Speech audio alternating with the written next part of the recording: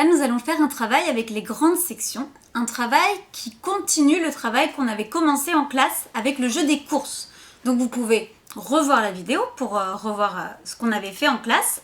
Et déjà, vous pouvez refaire cette activité. Ça veut dire qu'à la maison, vous prenez des produits, vous écrivez le prix dessus. Alors soit vous l'écrivez directement dessus, peu importe, avec des emballages vides, soit vous faites des étiquettes. Moi, j'avais fait des étiquettes en classe au cas où je voulais changer les prix, mais peu importe. Donc, on écrit le prix sur les produits, des prix sans les centimes, bien sûr, avec le signe euro. Et puis, on va mettre des produits à 1, 2, 3 euros. L'objectif, ça va être de pouvoir compter.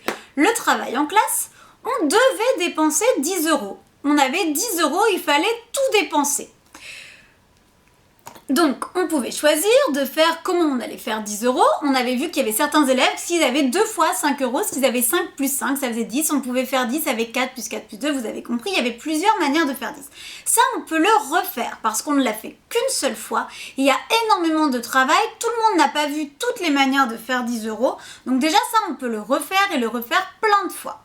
Ensuite, la suite de ce travail, c'était de pouvoir acheter véritablement parce que là, on avait dit, voilà, tu as dépensé 10 euros, mais on n'avait pas payé véritablement. Et en plus, c'est très drôle de jouer à véritablement payer ce qu'on a acheté. Donc, vous allez fabriquer des billets et des pièces. Toujours pas de centimes. Les centimes, on ne s'en sert pas du tout en maternelle.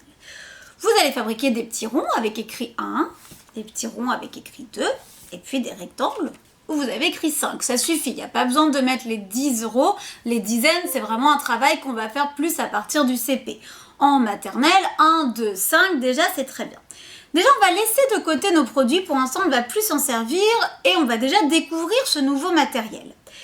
Et on va demander à l'enfant de nous donner 3 euros, de nous donner 4 euros, etc. Et déjà, on va voir qu'il y a plusieurs manières de faire 4 euros. On peut prendre 4 pièces de 1, on peut prendre 2 pièces de 2, etc. Et voir qu'il ne suffit pas de compter les pièces. Ce n'est pas parce qu'on a 2 pièces que nous avons 2 euros. Il faut compter ce qui est écrit sur les euros. Et ça, c'est pas forcément évident. S'il y a besoin, on peut prendre des jetons, les mettre devant les pièces. On dit que 2, c'est 2 jetons, 1, c'est 1 euro. Et ce qui peut aider à compter pour arriver jusqu'à la somme demandée. Donc ça, c'est un deuxième travail du coup. Si vous avez des grands frères, des grandes sœurs à la maison qui ont eu des fichiers de mathématiques, vous ne prenez pas celui de cette année, mais vous prenez celui que vous avez gardé des années d'avant. Et en général, vous avez à la fin des livres des pièces et des billets qui n'ont pas forcément servi ou pas tout n'a pas servi. Donc ça, vous pouvez vous en servir. Évidemment, pas sur celui de cette année, mais sur celui des années d'avant, si vous l'avez gardé. Donc ça, c'est le deuxième travail. Arrivé au troisième travail, là, il va falloir véritablement acheter. Donc, on peut reprendre la consigne de dépenser d'abord 5 euros, parce que 10 tout de suite, ça fait beaucoup.